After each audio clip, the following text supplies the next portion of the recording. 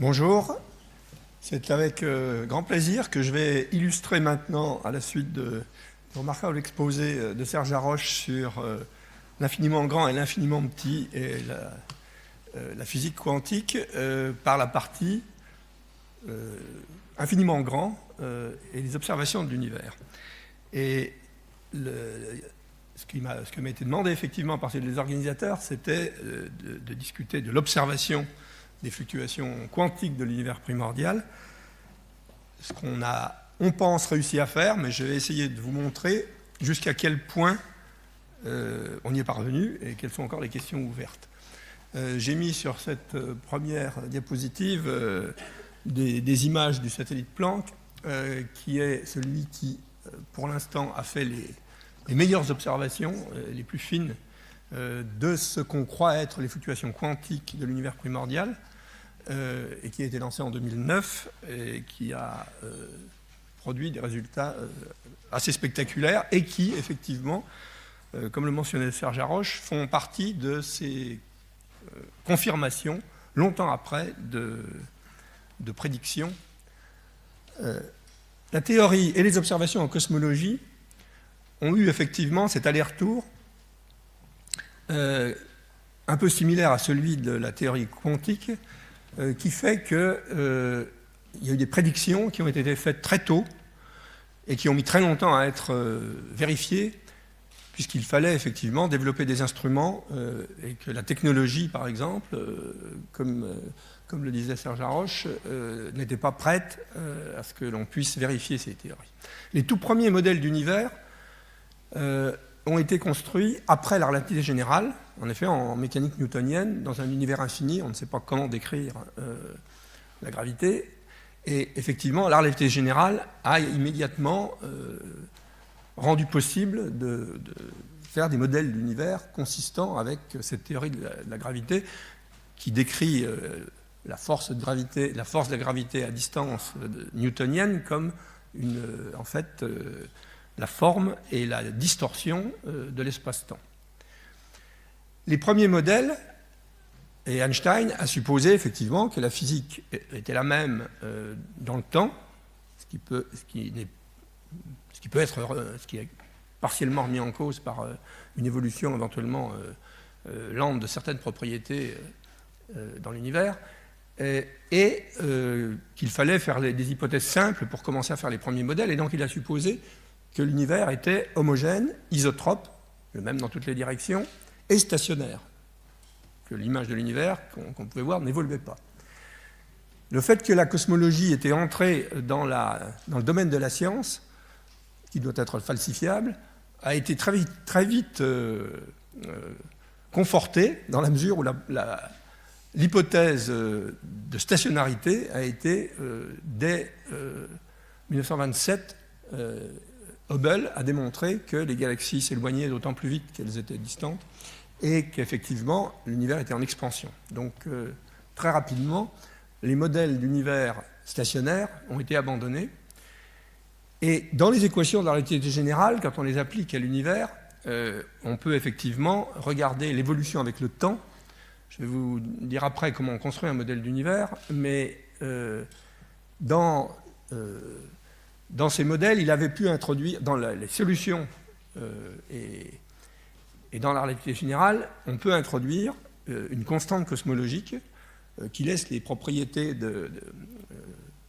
d'invariance de la physique dans les changements de repères proprement, et qui permettait d'avoir un modèle stationnaire. Donc Einstein a dit d'ailleurs que c'était son plus grand blunder, sa plus grande erreur, qui était d'avoir introduit cette constante. Comme vous allez le voir, cette constante cosmologique qui est sortie des théories au moment de la découverte de l'expansion, sortie par la porte et rentrée par la fenêtre, puisque maintenant les modèles mettent quelque chose qui est une constante cosmologique ou quelque chose d'équivalent à la fois dans la période actuelle et dans l'univers primordial.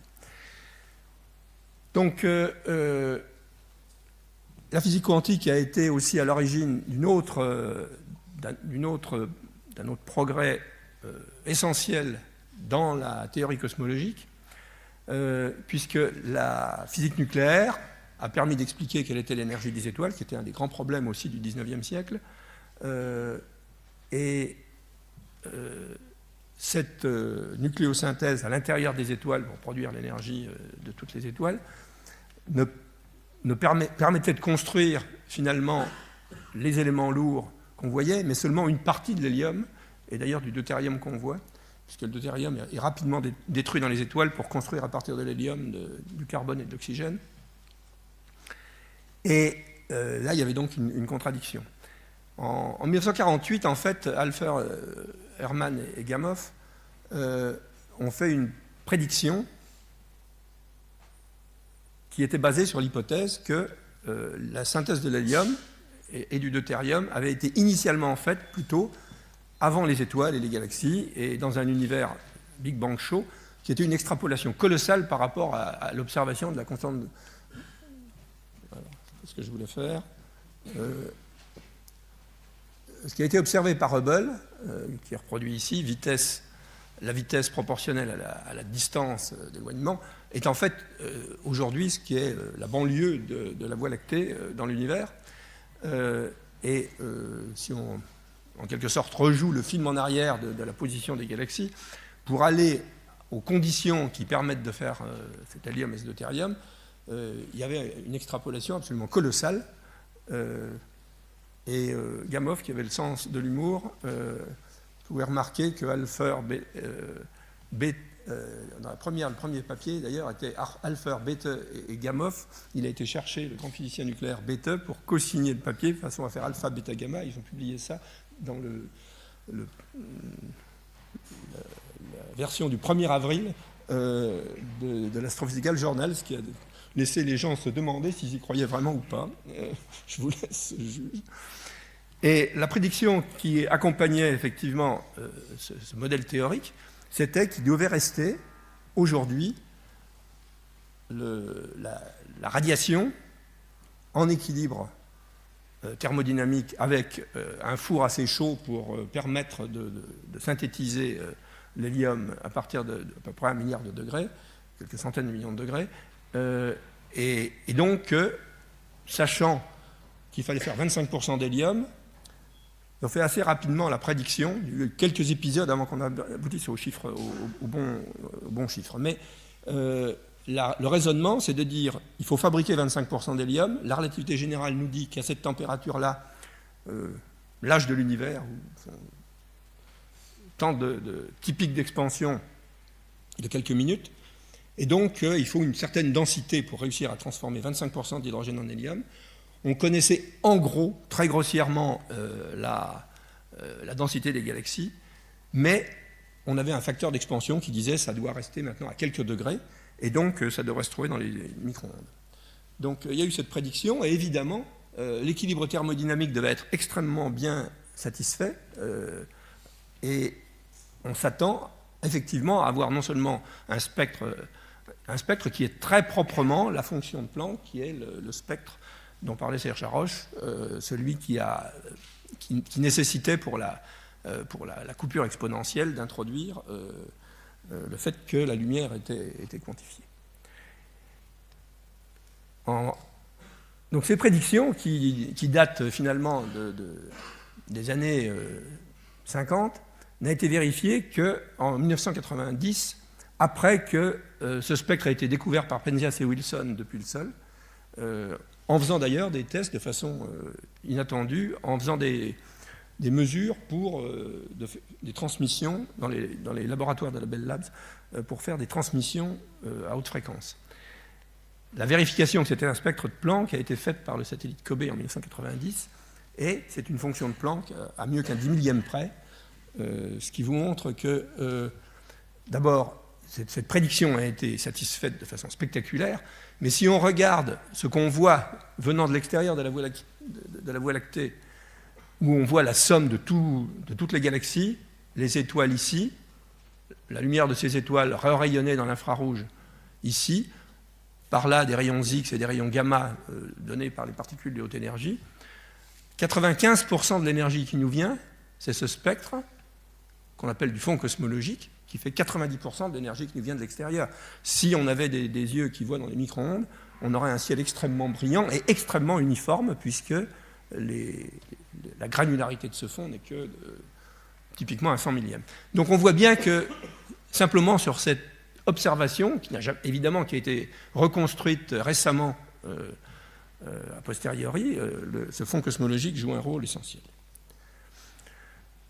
Bon, un modèle cosmologique, qui n'est maintenant plus stationnaire, mais qui est homogène et isotrope encore, et donc, dont l'hypothèse d'homogénéité était elle aussi une hypothèse hardie, puisque, après qu'on ait vu dans les années 30, au moment de l'observation de Hubble, que ce qu'on appelait les nébuleuses, c'était à la fois des ensembles de gaz dans la Voie lactée, mais qu'on avait pris pour des objets similaires, les galaxies extérieures, qui sont constituées, comme la Voie lactée, de dizaines de milliards d'étoiles. On a après découvert que ces galaxies étaient en amas, et donc pendant un certain temps, les gens ont pensé qu'il y avait une espèce de hiérarchie de structures de plus en plus grande, ce qui aurait contredit l'hypothèse d'homogénéité à grande échelle. On sait aujourd'hui que, et en particulier parce que le fond cosmologique est extrêmement uniforme, que l'univers à grande échelle est effectivement extrêmement homogène. Donc il y avait des hypothèses hardies, chaque fois, qui dépassaient de beaucoup ce qu'on avait observé, et donc où la théorie a été un guide essentiel.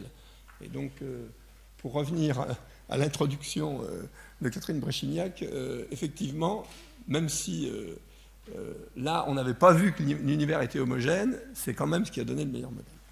Donc, pour faire un modèle d'univers, on utilise le modèle standard de la physique, avec les différentes interactions qui sont détruites aujourd'hui par la théorie quantique des champs, et puis la relativité générale pour décrire la gravité. Et en relativité générale, toutes les formes d'énergie contribuent à la gravité. C'est comme ça qu'on a testé pour la première fois la relativité générale avec la prédiction d'Einstein que la lumière devait être déviée par le Soleil, la mesure d'Eddington en 1919. Et donc, et de plus, donc, toute forme d'énergie, donc la densité d'énergie dans l'univers est ce qui conduit à la gravité, mais effectivement, dans un fluide isotrope homogène, la source de la gravité, c'est la somme de la densité d'énergie et de 3 fois la pression. Et donc, la matière froide, par exemple, qui a des vitesses non relativistes, à des températures faibles, a une pression beaucoup plus faible que la densité d'énergie, mc2.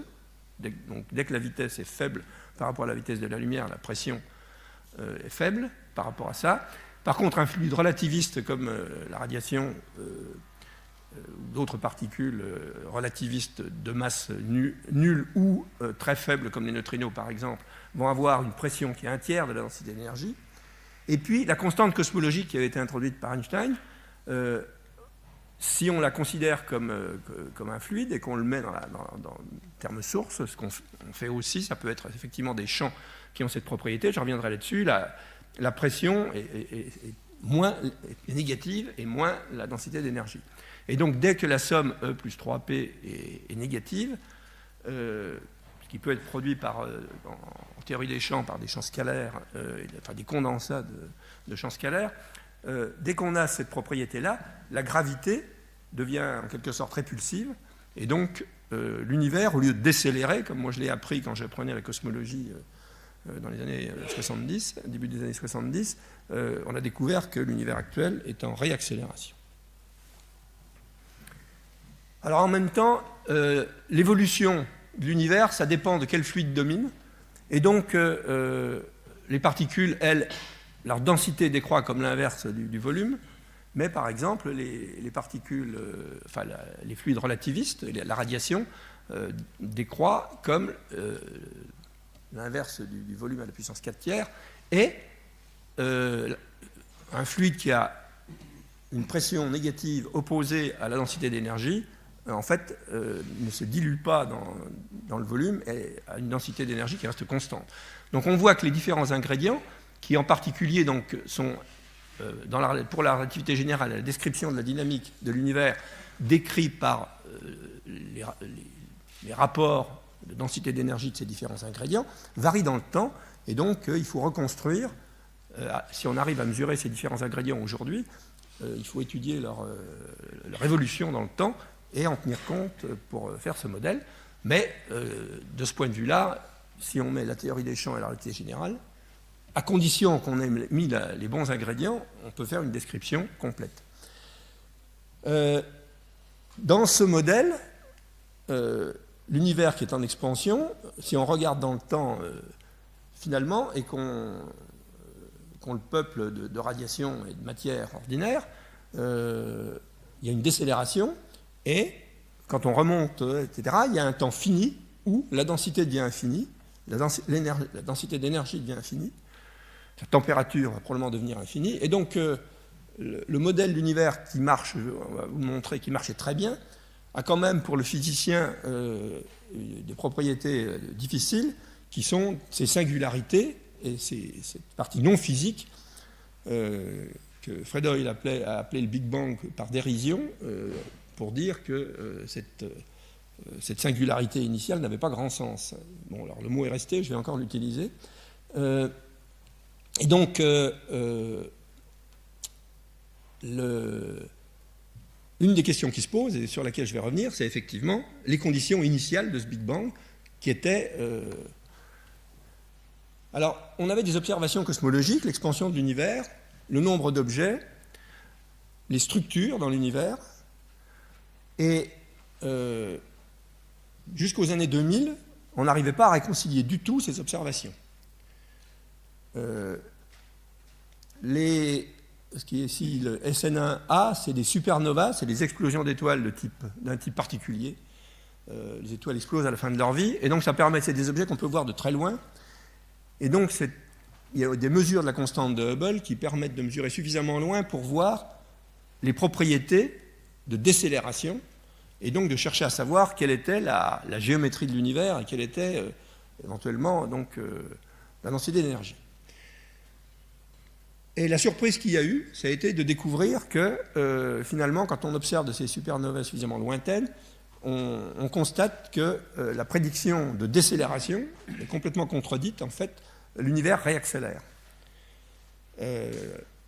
Les gens se sont convaincus néanmoins que les observations étaient suffisamment fiables, et donc on a commencé à voir apparaître effectivement ce qu'on appelait un modèle de concordance, qui a réintroduit une constante cosmologique qui, elle, permet une réaccélération de l'univers, puisque une constante cosmologique, ça a une pression négative opposée à la densité d'énergie, et donc, qui est là une espèce de force répulsive.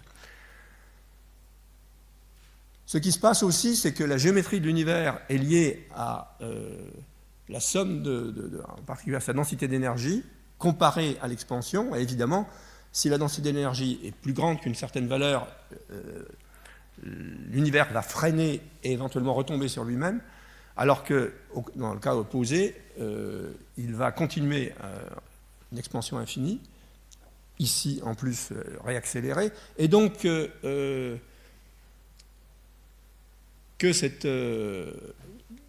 la relativité générale vous dit que la géométrie de l'espace-temps et la géométrie de l'espace dans l'espace-temps dépend de la densité totale. Alors, l'introduction de cette constante cosmologique permettait effectivement d'atteindre juste cet équilibre qui fascinait tous les cosmologistes, qui disait on est proche de la valeur qui dit on est juste à la limite entre ces deux comportements, et donc peut-être qu'il y a une bonne raison pour qu'on y soit exactement. Et cette exactitude va être confirmée par le CMB, c'est-à-dire le Cosmic Microwave Background, qui est ce que les cosmologistes utilisent pour décrire le fond cosmologique micro-ondes. Juste vous faire remarquer que la constante de Hubble mesurée encore aujourd'hui a cette valeur, 70 km par seconde pour 1 mégaparsec, qui est la mesure de distance qu'utilisent les astronomes et les cosmologistes, qui est simplement le parsec, c'est la distance à laquelle le parallaxe vu de la Terre sur un objet astronomique est une seconde d'arc. Vous allez voir que cette valeur qui est mesurée est raisonnablement en accord avec celle qu'on peut prédire indépendamment par le modèle cosmologique et l'observation du fond cosmologique, mais il y a effectivement une des tensions, il n'y en a pas beaucoup, entre le modèle et les observations, et en particulier sur la constante de Hubble. Ce qu'avaient prédit les deux groupes qui ont détecté cette accélération, c'était effectivement qu'il devait y avoir à peu près 70% de la densité critique, celle qui permet d'avoir cette espèce d'équilibre parfait. Donc, le premier satellite, comme je vous l'ai dit, a mesuré cette fonction de Planck, a mesuré sa température, 2,7 degrés, qui donne effectivement quelque chose qui pique à 150 GHz à peu près.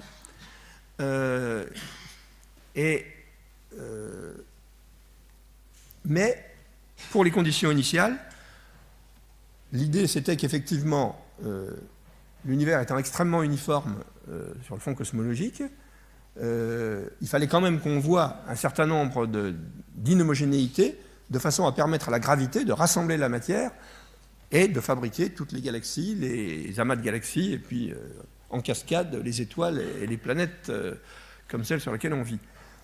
Donc la prédiction avec la quantité de matière qu'on connaissait, c'était qu'il fallait à peu près un 10 millième de fluctuation. Il y a eu beaucoup d'expériences au sol, puisqu'on pouvait le faire du sol, qui n'ont pas détecté ça. Et donc, il y avait une inquiétude à dire le modèle ne colle pas parce qu'on n'arrive pas on ne trouve pas les fluctuations. On ne les trouve pas si la matière ordinaire, la matière baryonique, est la seule matière froide. Mais on sait, depuis les années 30, que les galaxies, dans leur rotation, qui permet de mesurer la totalité de la masse, permet de voir une masse qui est un ordre de grandeur plus grande que la masse des étoiles qu'on voit. Dans les amas de galaxies, cette masse qu'on voit sur la gravitation et qui est plus grande que la masse du contenu en étoiles est encore plus flagrante. C'est la matière noire, dont on ne connaît pas la nature, qui est froide, qui est avec très peu d'interaction avec la matière ordinaire, mais qui est vue par la gravité. Celle-là permet d'avoir simplement des fluctuations de l'ordre de 10-5 qui permettent effectivement d'engendrer toutes les structures qu'on voit. Et effectivement, le satellite COBE, contrairement aux expériences au sol qui n'avaient pas détecté les fluctuations, a détecté à grande échelle les fluctuations. Alors très rapidement, il y a eu de nouveau des gens qui ont dit, dans ce cas-là, on va avoir des espèces de modes propres de l'univers. Toutes les fluctuations ont démarré en même temps, toutes celles qui sont de même taille vont avoir la même histoire. Et donc, si on regarde la distribution statistique de ces structures et qu'on fait un spectre de puissance qui dit quelle est l'amplitude de ces structures à différentes échelles, on va trouver des modes particuliers, en particulier un premier pic acoustique, comme l'ont appelé, on l'avait aussi appelé le pic de Sakharov. Sakharov avait travaillé sur ce. On va trouver un premier pic qui est les structures qui se sont contractées et qui sont arrivées à leur densité maximum avant de rebondir, puisque ça se comporte comme des ondes sonores, effectivement, dont la physique est bien connue. Et donc, après, il y a des oscillations. Et donc, les structures un peu plus petites qui ont non seulement se sont effondrées, mais ont eu le temps de faire 2 cycles, vont faire... Et alors, ces pics, alors ça, j'ai pris ça. Donc, cette prédiction a été faite à la fois par les équipes russes du groupe de Zeldovich, mais aussi par Peebles et un certain nombre de gens à Princeton, qui ont dit, si effectivement, on doit trouver ça, et en plus, ça va nous donner un outil extraordinaire pour mesurer toutes les propriétés de l'univers. Alors, je me montre ces figures parce que c'est, par exemple, dans le papier dans certains de ces papiers de très tôt, il y avait effectivement des calculs d'ordre de grandeur et puis des dessins de ces pics acoustiques à la main. Je vous montrerai les prédictions très détaillées qu'on fait de ça maintenant, mais très vite, les gens avaient réalisé ça.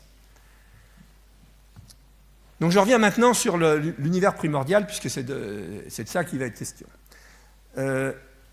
Donc, le modèle classique, il a ses problèmes de conditions initiales, divergence et singularité, que les physiciens n'aiment pas beaucoup. Il a d'autres problèmes. En fait, quand on observe, alors ça c'est le fond cosmologique observé par COBE, et puis ça c'est celui qui a été observé par le satellite WMAP, qui est un satellite américain, qui a maintenant fait une observation plus fine. Vous pouvez voir que les très grandes structures se retrouvent, et qu'en cascade, les satellites, les 3 satellites, donc avec le satellite Planck, dont je vous montrerai après les résultats, quand vous regardez la carte de WMAP et la carte de Planck, à l'œil, elle est indistinguable. Donc, si on regarde des régions qui sont séparées par des dizaines de degrés, dans le Big Bang classique, la lumière n'a pas eu le temps, donc on observe 300 000 ans après le Big Bang dans ce modèle, la lumière n'a pas eu le temps de se propager d'une région à l'autre. Ça veut dire qu'il n'y a pas de relation causale, alors que cet équilibre parfait thermodynamique existe dans des régions dont on voit bien qu'elles ont probablement été en relation causale, qui a permis d'établir un équilibre thermodynamique dans des échelles beaucoup plus grandes que la distance sur laquelle la lumière avait le temps de se propager. Donc ça, c'est une contradiction assez forte. Il y a un autre problème qui était pourquoi on ne voit pas de monopôle magnétique. Ils pourraient être produits assez naturellement dans le Big Bang.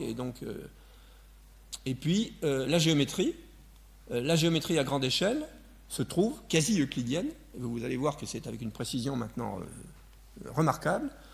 Et donc, pourquoi cette géométrie est euclidienne alors que la relativité générale laissait ouverte des possibilités que la partie spatiale de l'univers, même si l'espace-temps est un espace qui a une courbure, la partie spatiale, pourquoi la spatiale était... Et alors, on était face à toutes ces questions, et dans les années 80, il y a eu une idée, un paradigme qui a été introduit. Alors, il y a en même temps l'hypothèse que les fluctuations quantiques qui devaient bien exister dans l'univers primordial pouvaient être la source de tout ce qu'on voit et la source de ces fluctuations a été avancée par Muranov et Chibysov en 81. Ça, c'était dans le groupe de Zeldovich. Et puis, il y a eu, à la fois d'ailleurs dans ce groupe aussi avec Starobinsky, mais Guth, Linde aux États-Unis, l'idée qu'il y avait ce qu'ils ont appelé une phase d'inflation au début de l'univers, qui est une phase où effectivement on a soit une constante cosmologique, soit un champ scalaire qui peut faire des condensats de Bose et être très délocalisé et avoir des propriétés où effectivement le potentiel dont dérive ce champ, à partir du moment où le champ est encore faible par rapport au potentiel, va conduire à ce que la densité d'énergie, qui est la somme du champ petite par rapport au potentiel, et la pression, qui est la somme de la même énergie du champ, mais avec moins le potentiel dont il dérive, peut effectivement conduire à des sommes P plus 3E, E plus 3P, négatives. Donc, ça conduit à une accélération exponentielle, et donc, mettre une accélération exponentielle au début de l'univers, ça permet effectivement de relier de façon causale toutes ces régions qui semblent en équilibre thermodynamique, de produire les fluctuations qui vont permettre la production de toutes les structures qu'on voit dans l'univers. Et donc, ça a été un modèle qui a maintenant encore plus de supporters, en quelque sorte, tout en sachant que des modèles d'inflation, on peut en construire énormément, et que pour l'instant, on n'a pas été capable de tester et de définir. On a simplement exclu, comme je vais vous le montrer, de grandes classes de champs inflationnaires et de modèles d'inflation. Mais on n'a toujours pas un modèle unique. Le point extraordinaire, c'est que, et je vais vous montrer que les prédictions, un certain nombre de prédictions de ce modèle, de ce paradigme avec fluctuation quantique et inflation, qui permet de résoudre toutes ces contradictions, nous dit que les plus grandes structures qu'on voit dans l'univers étaient à l'origine des fluctuations quantiques. C'est-à-dire que l'univers, l'infiniment petit et l'infiniment grand se rencontrant, c'est vraiment ça explicitement dans le modèle d'univers qu'on a aujourd'hui. Ce qui, pour moi, est toujours un peu une... Alors j'ai pris ici, donc on a un modèle d'univers dans lequel le paramètre de dimension spatiale augmente avec le temps, et j'ai repris ici dans le bouquin de Gilles Cohen-Tanucci et Michel Spiro, qui s'appelle le boson et le chapeau mexicain, qui a été écrit après la découverte du boson de Higgs. Alors le boson de Higgs, c'est effectivement une particule scalaire, et c'est une particule qui a le type de propriété dont on a besoin pour faire ça. Donc il y a cette coïncidence, l'observation de ce boson de Higgs, la théorie qui dit il y a de l'inflation et c'est des fluctuations quantiques, converge vers une certaine théorie et des prédictions. Vous pouvez voir qu'ici, les facteurs, c'est 10 puissance 60 entre aujourd'hui, à la fois dans l'échelle temporelle et dans l'échelle spatiale. Et ici, ce qu'on a pris, c'est qu'on a pris le rayon de l'horizon, c'est-à-dire l'âge de l'univers à un certain moment est multiplié par C, qui donne finalement quel est l'horizon, jusqu'où l'information a pu se propager. Si on prend ces unités-là, et puis le temps de Planck comme unité ici, on a effectivement les phases d'inflation exponentielle accélérée, où effectivement, mesurées en unité de l'horizon à chaque instant, sont constants. Donc, il y a une phase d'inflation au début de l'univers, c'est en quelque sorte ce qu'ils ont appelé le Big Bang physique, c'est l'inflation primordiale. Et puis, il y a le Big Bang classique, et puis après, il y a de nouveau la phase d'inflation qui est en train de débuter. Et donc, on est là, en fait. On est à peu près au coude. Alors, si on remet là-dessus les différents éléments physiques, je ne vais pas les discuter en détail, évidemment, en supposant que l'inflation, qui est une des hypothèses les plus courantes, est la grande unification des forces de la théorie des champs, c'est 10 puissance moins 35 secondes, et puis aujourd'hui, on est ici à 13,7 milliards d'années-lumière. Vous voyez effectivement qu'on est capable, pour l'instant, de faire un modèle qui conduit depuis une phase d'inflation comme ça à aujourd'hui, et de prédire les structures qu'on observe. Donc, c'est un succès colossal. En même temps, on n'a pas encore Alors, il y a un certain nombre de prédictions, effectivement, sur lesquelles je vais venir tout de suite. Vous voyez qu'il y a un certain nombre d'époques. Par exemple, à quelques minutes, 3 à 20 minutes, on a la nucléosynthèse primordiale. Vous pouvez voir 379 000 ans, c'est le moment où le fond cosmologique, où l'univers devient transparent, puisque les protons et les électrons se recombinent pour donner des atomes d'hydrogène, et où, effectivement, la radiation devient transparente. Et donc, c'est là qu'on mesure, en fait, l'état de l'univers ici, mais les fluctuations sont propagées, effectivement, sous forme, d'ailleurs, d'ondes sonores. Le modèle d'inflation, il prédit que l'univers est spatialement plat, parce que dans un modèle classique, si on a la partie spatiale de la description de l'espace-temps, si la partie spatiale n'est pas euclidienne, elle s'éloigne de l'euclidien. Donc pour qu'on soit à l'euclidien aujourd'hui, alors qu'on est, quelle que soit la distance à laquelle on est d'un modèle euclidien, on s'en éloigne, il faut effectivement démarrer à la fin de cette période-là avec un modèle qui est extrêmement près de l'euclidien. Et dans les phases d'inflation, en fait, inversement, on aplatit l'univers, c'est-à-dire qu'on se rapproche beaucoup de l'euclidien. Et donc, il faut effectivement que l'inflation ait duré un certain temps pour qu'on soit suffisamment près de l'euclidien pour que l'expansion, ici, qui est quand même assez colossale, n'ait pas réussi à nous amener au-delà de ce qui est mesuré aujourd'hui. Alors, je reviendrai sur les prédictions après, mais donc, il faut que l'univers est spatialement plat, et donc, aujourd'hui, vous verrez que la partie qui pourrait être associée à une courbure de l'espace est très très petite. Vous verrez qu'il y a même le chiffre qu'on a aujourd'hui est même encore un peu plus petit que ça. Que toutes les structures soient en phase, donc c'est effectivement les fluctuations quantiques, que tout est démarré, toute la partie de développement classique des structures est démarrée en même temps pour toutes les structures. L'hypothèse qui est faite, c'est que les perturbations sont adiabatiques. Ça demande à être vérifié, et ça a été vérifié. Que la statistique est gaussienne, évidemment. Fluctuation quantique, c'est une fluctuation gaussienne, et on est très très près d'une statistique gaussienne. On n'a pas réussi à trouver une déviation par rapport à la statistique gaussienne. Et puis un spectre quasi invariant d'échelle. Et je vais revenir là-dessus, c'est une des... Donc ça aussi, ça a été vérifié. Et le fait que ce spectre est quasiment invariant d'échelle, la fin de l'inflation fait que les grandes structures et les petites structures ne sortent pas, en quelque sorte, de l'horizon en même temps, et qu'il doit y avoir une petite variation. Et vous verrez que cette petite variation a été prédite et détectée. Alors je viens sur comment on fait cette observation. Donc on mesure près du pic du fond cosmologique, 140 gigas, les fluctuations de température, puis on mesure aussi d'ailleurs la polarisation. Ça c'est les deux paramètres de Stokes. Et vous voyez ici une carte du ciel avec la Voie lactée, donc mise en coordonnées galactiques. Et ce qu'on voit, c'est que par exemple, à deux fréquences qui sont proches du pic de ce fond cosmologique à 2,7 degrés, vous voyez que les structures ici, à l'œil, sont les mêmes. Je vais vous montrer à haute latitude galactique la différence exprimée en température thermodynamique.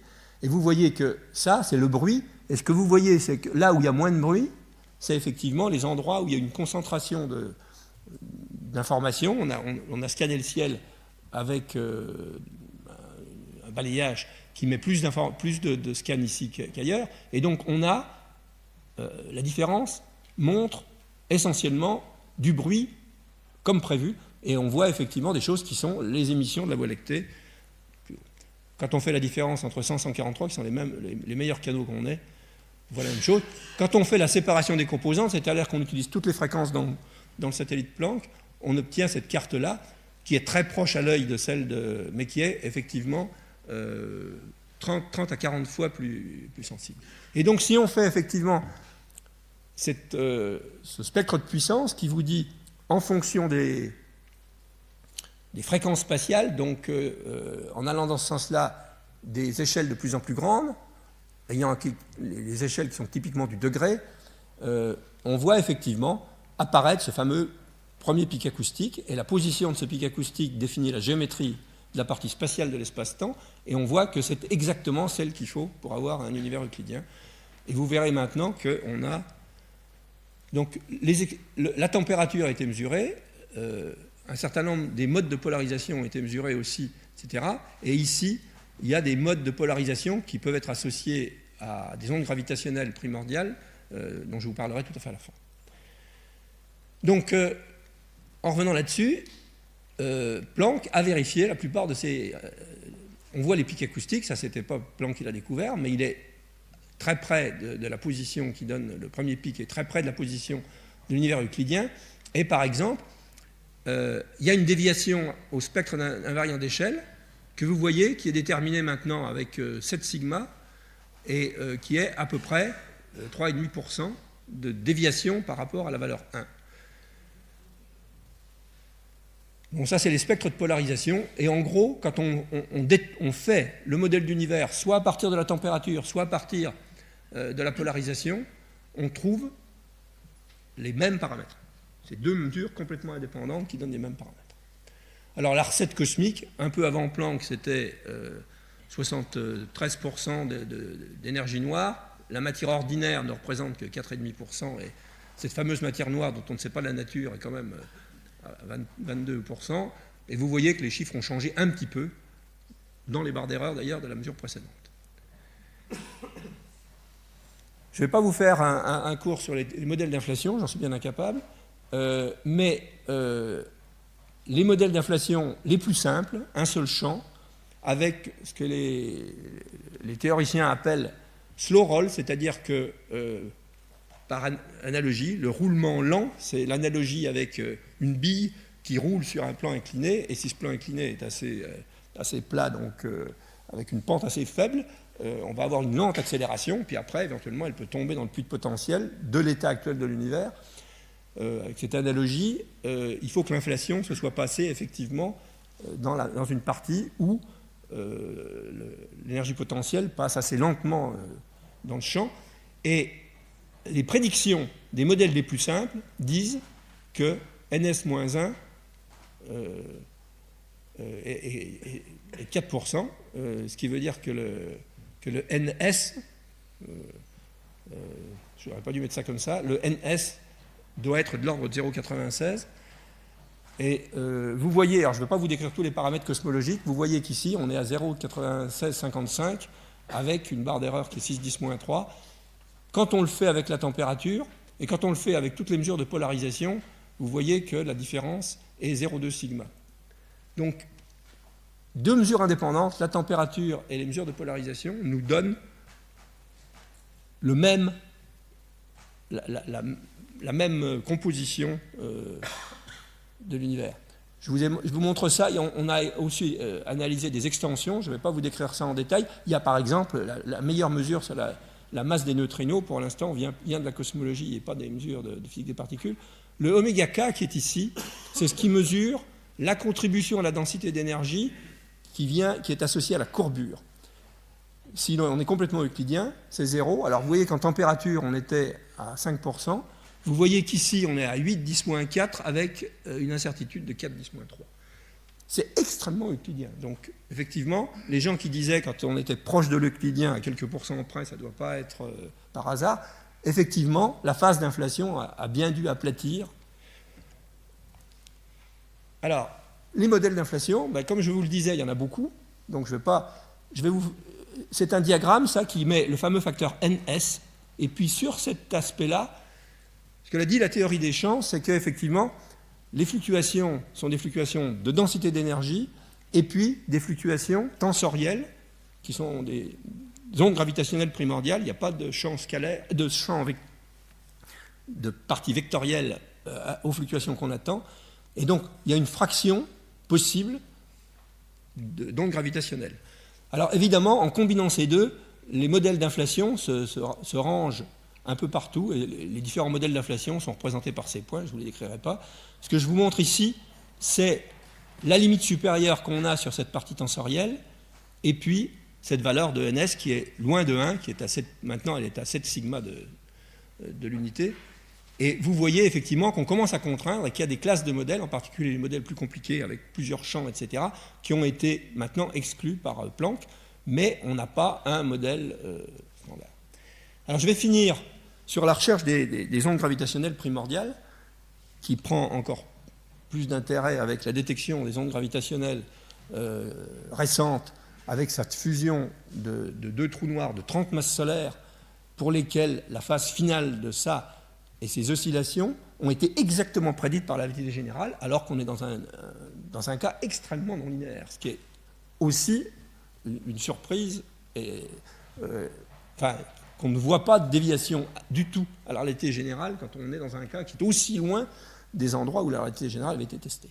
Alors, l'autre endroit très loin des tests de la relativité générale, c'est évidemment l'univers primordial, et c'est de savoir s'il y a eu des ondes gravitationnelles primordiales. En 2014, des équipes américaines de Harvard, Caltech, 3 groupes, et Stanford, ont été observer cette partie du ciel qui est proche du pôle sud, avec une expérience qui est installée au pôle sud, qui est l'expérience BICEP. Et ce que vous voyez ici, c'est la carte de Planck du champ magnétique mesuré par les poussières interstellaires. Et vous voyez effectivement qu'on peut mesurer le champ magnétique avec l'émission des poussières interstellaires dans le champ pour lequel ces équipes avaient cru pouvoir prétendre que la poussière faisait un effet négligeable et qu'ils avaient détecté les ondes gravitationnelles primordiales. Donc, il y a eu une collaboration après leur annonce fracassante de la découverte des ondes gravitationnelles primordiales, et on a fait un papier avec eux qui démontre que, pour l'instant, c'est dominé par la poussière. Donc, vous voyez que ce champ est ici, ça, c'est les deux pôles galactiques nord et sud. En fait, il y a une autre façon, d'ailleurs, de générer à un certain mode des ondes gravitationnelles, c'est l'antillage gravitationnel. Chers confrères, nous approchons du temps de la pause. C'est la dernière, j'ai fini. Donc je vais finir là-dessus. Quand on enlève la poussière, donc les données, c'est sur une fois de plus un spectre de puissance, c'est les modes polarisés ondes gravitationnelles. Les mesures, c'était ça, et on attendait un pic ici. Donc c'est vrai qu'effectivement, c'était tentant de dire qu'ils avaient détecté ça. Quand on enlève la poussière avec les données de Planck, on trouve le point bleu, et le lentillage gravitationnel suffit à expliquer ça. Néanmoins, si on fait une probabilité, une analyse bayésienne et une probabilité de répartition de ce facteur R, qui est la fraction d'onde gravitationnelle primordiale, vous voyez qu'elle n'est pas piquée à 0. Il n'y a pas de détection positive. C'était 2 sigma et quelques. Et donc, on en est là. Et donc, la cosmologie et les observations cosmologiques ont comme objectif, effectivement, d'améliorer considérablement par rapport au satellite Planck ces détections et d'essayer de savoir s'il y a eu effectivement des ondes gravitationnelles, ce qui serait un élément de plus dans ce lien entre le quantique et le... Merci.